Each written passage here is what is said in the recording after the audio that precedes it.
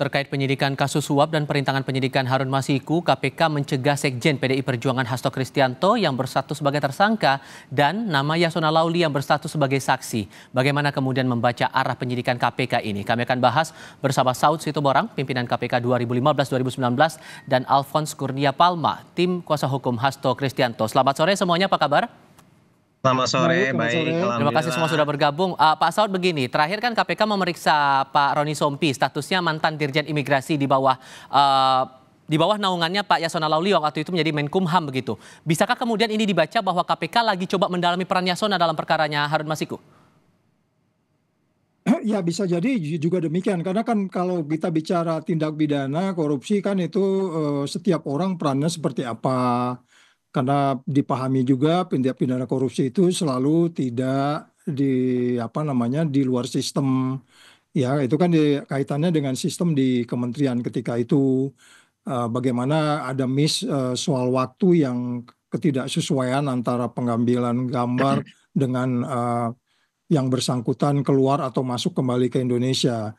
Jadi penyidik kita tidak masuk di situ, tapi apa dasar penyidik untuk mencari keterangan itu bisa saja itu bagian dari bagaimana seseorang berperan di dalam case itu. Nah, tapi kembali lagi kalau kita lihat case ini kan sebenarnya case yang simpel sebenarnya.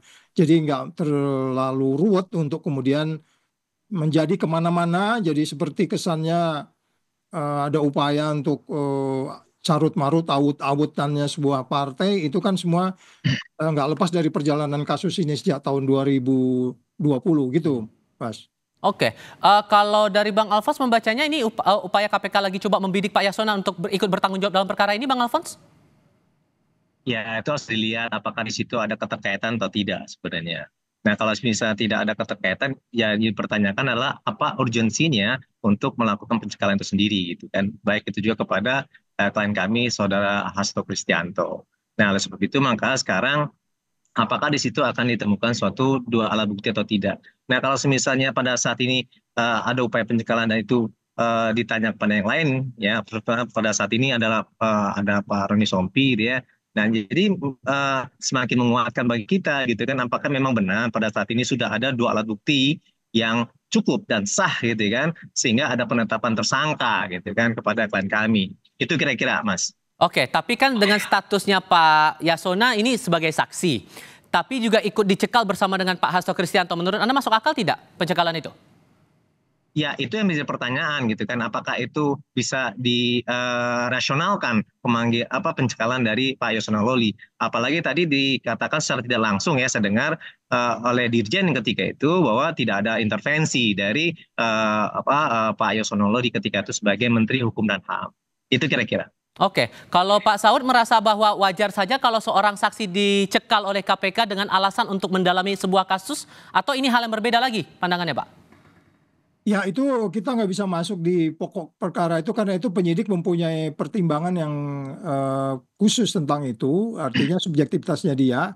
Dan tentu juga mereka juga sebelum mencekal juga tentunya disetujui oleh pimpinan KPK yang lainnya. Jadi sekali lagi kalau memang tujuannya adalah untuk membuat terangnya sebuah kasus, ya kita harus apresiasi itu tentunya. Jadi kalaupun itu dilakukan hanya untuk kemudian hanya sekedar untuk cross check, saya pikir lebih dari sekedar itu, ya. Namun demikian pelajaran menunjukkan bahwa pemanggilan sejumlah orang untuk kemudian melihat peranannya di case itu seperti apa, itu saya pikir sesuatu yang normatif saja, Mas. Sehingga bagaimana kemudian KPK harus bisa membuktikan bahwa ya penanganan kasus ini betul-betul murni masalah penegakan hukum, bukan politisasi atau hal-hal lain di luar itu begitu. Apa yang harus dibuktikan oleh KPK menurut Anda, Pak Saud? Ya, itu yang agak sulit, ya. Kalau memang dari awal kan ini udah, makanya tadi saya di bagian depan saya bilang kok sampai ada kesan bahwa tujuannya adalah untuk membuat PDIP awut-awutan gitu kan. Itu bagian dari ini kan sebenarnya karena dari awal case ini case yang simple, tapi kemudian menjadi ruwet ketika kemudian kalau kita lihat lagi perjalanannya, kita tidak berada di ruang hampa. Saya selalu mengatakan kalau kita cari 10 kasus alasan ini dipolitisasi, ya kamu akan ketemu, Mas. Tapi kalau kita lihat ini murni penegakan hukum, 10 alasan juga akan ketemu gitu, ya. Jadi makanya sekali lagi saya melihat case ini adalah sesuatu yang sebenarnya murni penegakan hukum, tapi juga murni politisasi. Itu nggak bisa dihindarin itu nggak bisa dihindari. Saya bisa nunjukin 10 bukti tentang itu. Jadi makanya sekali lagi, inilah kalau pemberantasan korupsi tidak diawali oleh penegakan hukum dan independensi KPK yang kuat. Kalau dari awal ini dilakukan dengan baik, saya selalu mengatakan beberapa kali Hasto sudah di luar karena yang penerimanya sudah di luar. Nggak ada cerita bahwa penerima itu lebih ringan dari pemberi gitu. Dan itu saya katakan kembali lagi, murni penegakan hukum yes, politisasi yes. Itu Mas. Oke. Sehingga menurut Anda Bang Alphonse ini makin menguatkan bahwa ada dugaan politisasi itu seperti yang pernah disinggung juga oleh teman-teman DPP PDI Perjuangan saat Pak Hasto ditetapkan sebagai tersangka dalam perkara ini. Jadi begini Mas ya, kita harus memahami konstruksi pada saat ini. Hukum itu adalah murni. Oleh sebab itu makanya dikatakan hukum pidana itu adalah di bermata dua. Oleh sebab itu makanya harus hati-hati mempergunakannya. Untuk mengukur kehati-hatian dalam menetapkan seseorang menjadi tersangka itu dengan dua alat bukti yang sah dan cukup kan gitu. Nah oleh sebab itu makanya banyak pertanyaan-pertanyaan apakah memang ini murni hukum atau tidak. Jadi harus didudukan bahwa hukum itu ada politik hukum iya. Tetapi hukum dipolitisasi itu tidak boleh. Nah sekarang apabila dalam hal ini tidak adanya dua alat bukti yang cukup dan sah gitu ya, ini patut diduga jadinya terjadinya politisasi gitu kan, dan kemudian itu memang mengkonfirmasi dari kejadian-kejadian terdahulu gitu. Misal contohnya adanya poster dan spanduk, dan kemudian kedua itu ada penetapan Mas Hasto sebagai tersangka, dan kemudian juga setelah itu ada pencekalan kepada mantan Menteri Hukum dan HAM gitu kan. Nah ini menjadi pertanyaan-pertanyaan, dan mereka itu semua adalah orang-orang kunci loh di DPP PDIP Perjuangan. Nah oleh sebab itu makanya jadi beberapa pertanyaan gitu kan, apakah memang proses pencekalan tersebut itu memang suatu hal yang memang harus dilakukan atau tidak gitu kan. Karena begini, pencekalan itu adalah pembatasan. Pembatasan itu harus ada dengan standarisasi hak asasi manusia seperti itu. Nah jadi begini, dalam pemberantasan tindak pidana korupsi kita setuju gitu kan.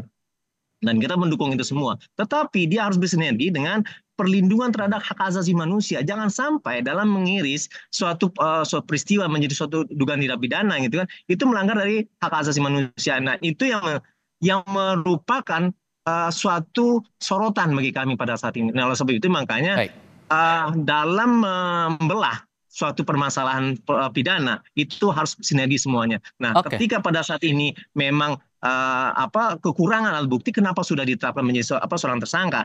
Nah itu menjadi pertanyaan mendasar sih pada saat ini. Itu kira-kira. Pak Roni setelah diperiksa sempat menegaskan kepada wartawan Pak Saud bahwa tidak ada intervensi yang berkaitan dengan data perlintasan Harun Masiku. Menurut Anda itu sudah cukup kuat atau perlu dibuktikan lagi oleh KPK? Ya, itu biasa ya. Baik saksi, tersangka, dan lain-lain itu bantah-membantah itu biasa. Dan itu biasa dilakukan. Dan oleh sebab itu nanti kan kekuatan buktinya. Nah, kalau kita main di time sequence kan nanti itu kelihatan sebenarnya apa yang terjadi. Artinya bisa saja seseorang memang tidak memahami secara detail. Karena ini kan menyangkut sangat detail ya soal menit per menit ketika itu terjadi seperti apa, kalau kemudian ada delay waktu.